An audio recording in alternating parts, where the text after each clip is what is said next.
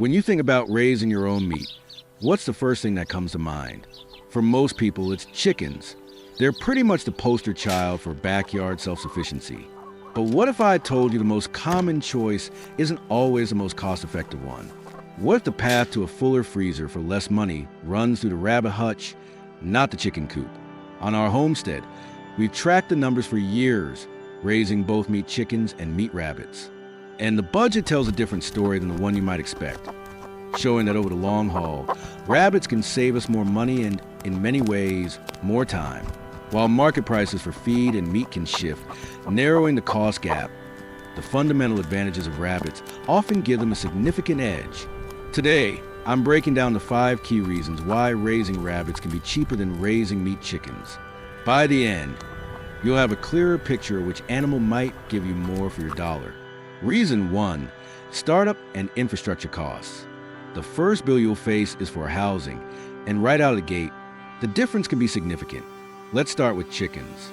To raise meat chickens, especially the popular Cornish cross hybrids, you often need a multi-stage setup. First, a brooder is a safe, draft-free box to keep fragile day-old chicks warm, which usually involves a stock tank or a big plastic tote, bedding, and a heat lamp running 24/7 for weeks. Once they're bigger, they move to their main housing. For many, this is a chicken tractor that gets moved to fresh pasture. If you build it yourself, you're looking at material costs.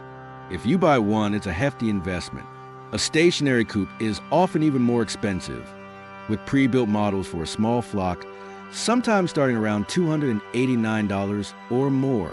And that's before you buy 2 different sizes of feeders and waterers, one for the brooder and a larger set for pasture. Now let's look at rabbits. A breeding trio, 1 buck and 2 does, is a great way to start a sustainable meat supply. Their housing is much simpler and more compact. You can keep rabbits in dedicated hutches or in space-saving stacking wire cages. A single modular cage for a meat rabbit might start as low as $53.80. Even a deluxe hutch is often cheaper than a full chicken coop. We build our favorite hutch from plans we found online, and it saved us a ton of money.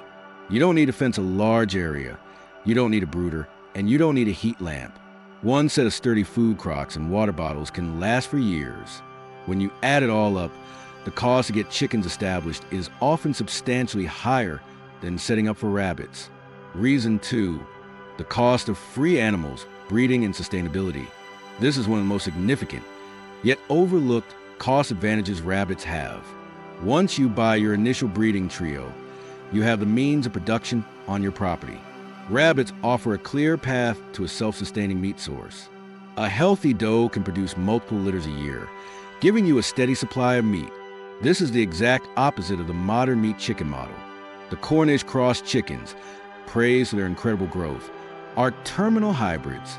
They are not designed to reproduce naturally or effectively, and their genetics are geared for such rapid growth that they often can't live much past 12 weeks without serious health problems. This means that for every single batch of chickens, you have to buy new chicks from a hatchery. You're completely dependent on an outside source. Let's look at those numbers. A single chick can cost anywhere from $3 to over $5 plus shipping. If you want to raise 50 chickens, that's a direct cost of a couple $100s you'll spend every time you restock. With rabbits, your primary ongoing cost is the feed for the breeding trio. This insulates you from price hikes, shipping issues, and hatcheries selling out. This isn't just about saving money. It's a fundamental step toward true self-sufficiency. It is important, however, to manage your lines and occasionally source a new buck to maintain genetic diversity. Reason 3, feed cost and the power of forage. At first glance, feed seems like a win for chickens. A bag of chicken feed is often cheaper than a bag of rabbit pellets. On paper, a commercial chicken also has a slightly better feed conversion ratio. But this is where looking only at a spreadsheet can be misleading, because the on-the-ground reality of homesteading flips the script. Cornish cross chickens are not great foragers.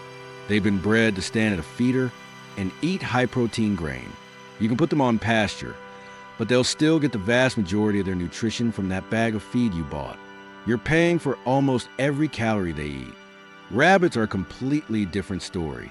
While a quality pellet should form the foundation of their diet to ensure they get balanced nutrition, a huge portion of their food can be supplemented for free. In the spring, summer, and fall, we feed our rabbits branches from safe trees, handfuls of plantain and dandelion from the yard, and scraps from the garden. This isn't just a treat. It's a substantial part of their diet that can drastically reduce the feed bill. While raising them entirely on forage isn't recommended for optimal health and growth, this supplementation provides a massive cost-saving advantage. So while you're buying bag after bag of chicken feed, your rabbits are happily converting free, safe plants into meat, and your feed bill reflects that incredible efficiency.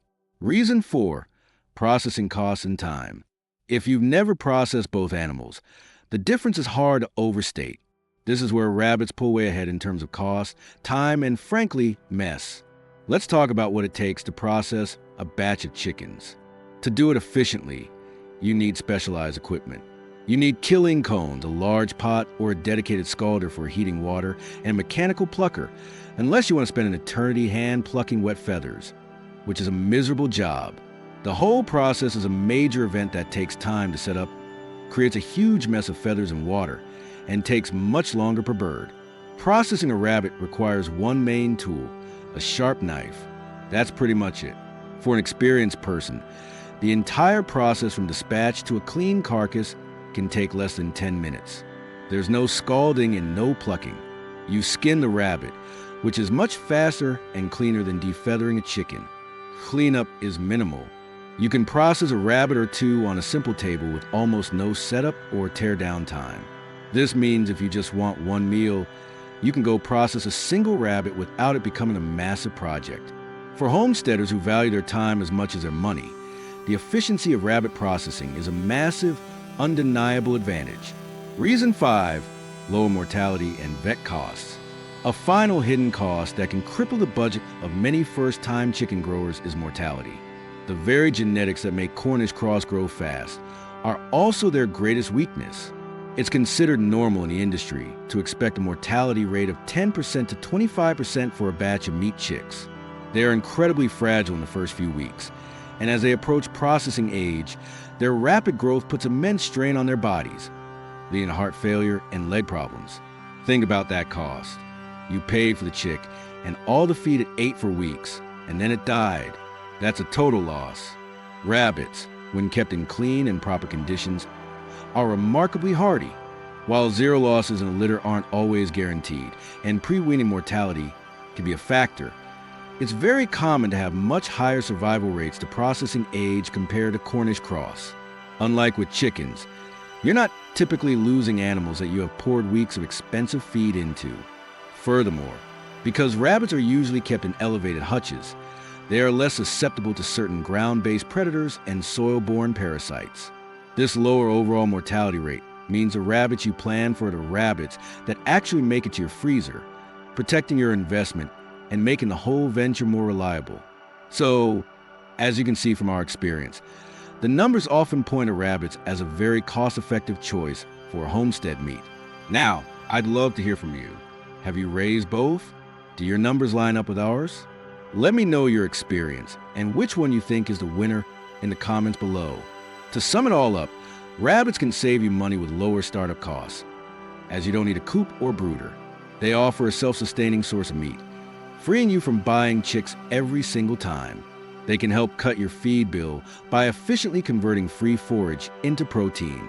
They save you time and money with a simple, clean processing day that requires almost no special equipment. And finally, their hardiness can mean fewer losses, ensuring your investment ends up as food on the table. Of course, the best animal for your homestead depends on your goals and your land. Chickens do give you eggs, which is a huge point in their favor. But if your main goal is to produce the most meat for your family with a lower initial investment and potentially lower ongoing costs, rabbits present a very compelling case.